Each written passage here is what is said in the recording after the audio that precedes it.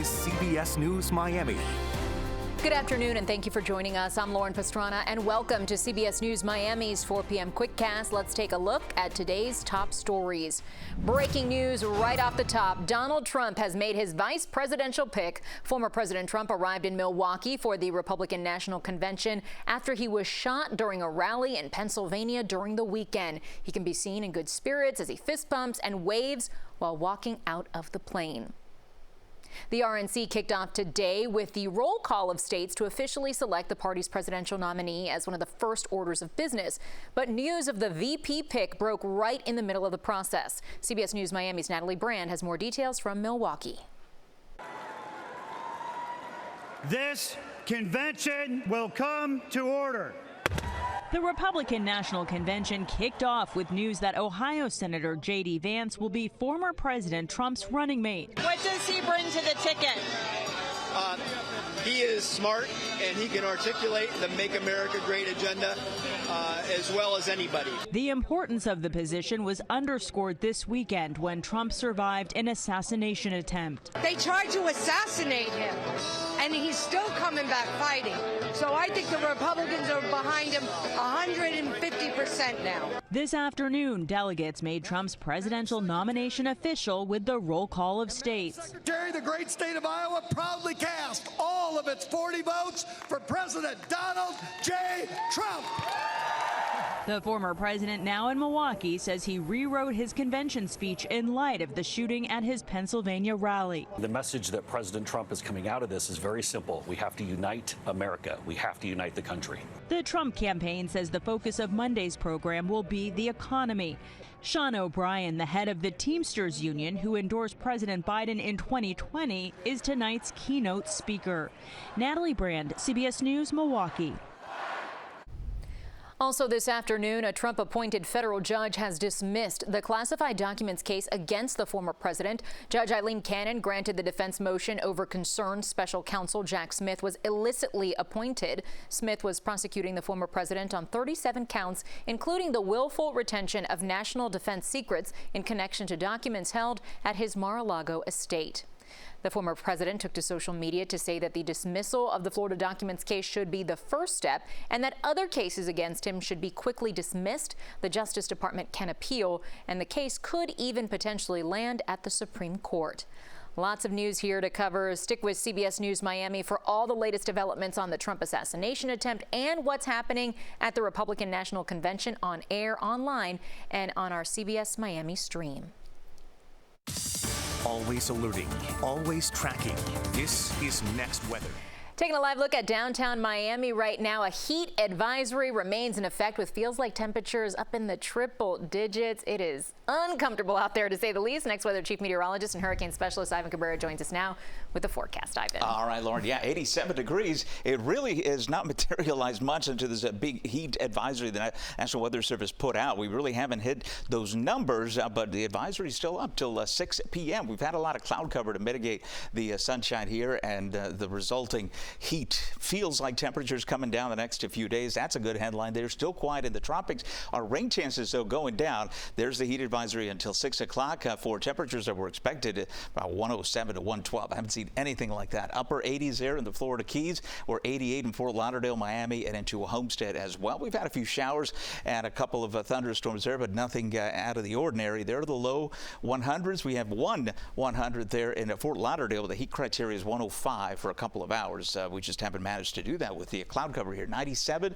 in both Fort Lauderdale and Miami, I should say, and into Homestead. And you see the cloud cover there that's helped us out. That has provided us with some shade. Now we have a few hours left over. We'll likely climb again as far as the temperatures. But cluster of thunderstorms with an easterly flow has pegged the west coast for action for the rest of the afternoon and into the evening hours. So I think if you're stepping out, there's a slight chance of a shower. Otherwise, temperatures falling back into the mid-80s through the evening hours. The rain tracker will show more action for tomorrow, just mostly showers in the morning. I think as we head into the afternoon, we'll have less coverage as that east wind pushes all the storms to try to get at us here over across Monroe.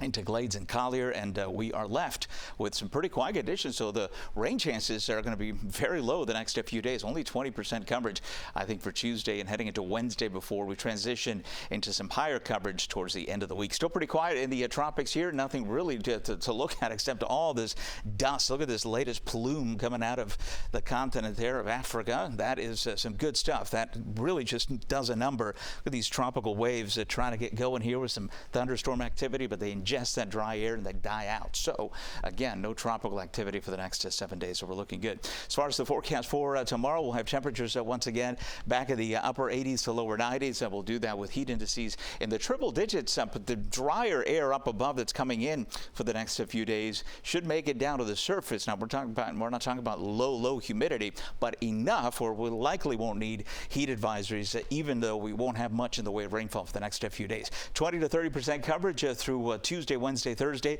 and then we'll bump up rain chances Friday, particularly towards the end of next weekend and into the early part of the following week.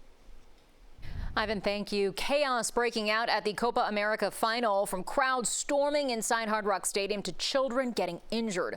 CBS News Miami's Morgan Reiner reports from Brickell, where a little boy was taken to urgent care for his injuries. Excited was an understatement for 9-year-old Lucas Sherman. Before the tournament even started, my grandfather, who was born in Argentina and loves the Argentina team, he said if Argentina goes to the finals, he's going to bring us tickets. Not only did his team make it to the finals, but it would have been his first soccer game ever. It was supposed to be my first soccer game I've ever been to. But as they were trying to find a gate to enter, we kind of huddled by the police to try to feel it safe, because there were just mobs of chaos everywhere. Chaos broke out. Thousands of people started shoving each other, jumping over barriers and fences. Dad, Scott Sherman, took this video of people hopping over. The police were outnumbered, so they knew at that point they couldn't control the mob. But then what was also pretty crazy is we see them, I guess some of the people that did get in that they caught, they were, instead of just holding them or arresting them, they were just releasing them back out because they didn't know what to do with them. And then those same people would go right back into the mob and try to get in again. And that's when Lucas said he felt pain in his arm. We finally found a gate that was open, and we tried going in, but there was like a stampede, and somebody hit my elbow, and now it's fractured. But even with a fractured arm, Lucas still sees the bright side. It was a good game, but it was disappointing that we couldn't go. That was Morgan Reiner reporting, and the drama did not end there. Furious ticket holders were turned away because the stadium had reached capacity in the wake of the chaos. CBS News Miami's Joe Gorcho explains. One soccer fan I spoke with that attended Sunday night's match called it the perfect storm as he described the Copa chaos hours before the final even began. Patrick Lynch's videos show him engulfed in a sea of blue and yellow. He vividly recalled it being hot and uncomfortable. Did you even know if you were going to be able to get in safely?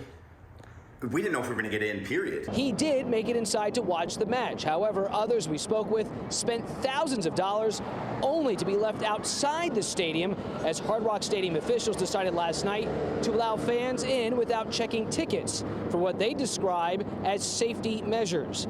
This decision left many feeling frustrated and disappointed. So stressed out about the experience. And some fans that did make it inside the stadium tell us they could not even sit in the seat they paid for. We'll have more on the Copa chaos tonight on CBS News Miami at 6 o'clock. And that was CBS News Miami's Joe Gorcho reporting. We're also getting a look at some of the people arrested in last night's chaos. 36-year-old Luis Beltran Martinez and 35-year-old Elkin Mayorga are both facing trespassing charges. According to police, they both forced their way into the stadium without tickets and ignored officers' commands to leave. Both Mayorgas and Beltran are also charged with battery on a police officer. Many now calling for an investigation into the final. At a news conference just a little while ago, Miami-Dade Mayor Daniela Levine Cava promised to look into what went wrong. I was outraged by the unprecedented events that took place. I want to thank every public safety personnel, all of them, for handling this challenging event and utilizing all possible resources. We will be working with the organizers to ensure that a full review of last night's events takes place immediately so that we take all possible learnings going forward as we prepare for the 2026 World Cup. To put it into perspective, more than 800 officers and first responders were on site for the event. That's 500 more than the county had for the Super Bowl back in 2020. A week after Hurricane Beryl slammed Texas, hundreds of thousands of people are still feeling the impacts, why the state's governor is saying about debilitating power outages when we come back. Welcome back to CBS News Miami's 4 p.m. Quickcast. A week after Hurricane Beryl hit Texas, roughly 270,000 homes across Houston remain without power. Texas Governor Greg Abbott is now demanding an investigation into the response of the utility company that serves the impacted areas. CenterPoint Energy has restored the power for about 2 million customers, but the slow pace of recovery has put the company under mounting scrutiny over whether it was sufficiently prepared for the storm. More than 100 million people are under heat alerts across the U.S. The Weather Prediction Center forecasts near record temperatures and a high humidity for portions of the east today and tomorrow. In Baltimore, heat indices or feels like temperatures could reach up to 112 degrees. New York and Boston could see heat indices above 100 degrees. Meanwhile, in the central U.S., cities like Dallas, Little Rock, St. Louis, and Kansas City are all under heat alerts. And there's a new unlikely battle brewing just in time for the busy travel season to heat up. CBS News Miami's Bradley Blackburn takes us inside what some are calling a lounge war. There's a place where flying feels glamorous again. This is the Chase Sapphire Lounge at New York's LaGuardia Airport.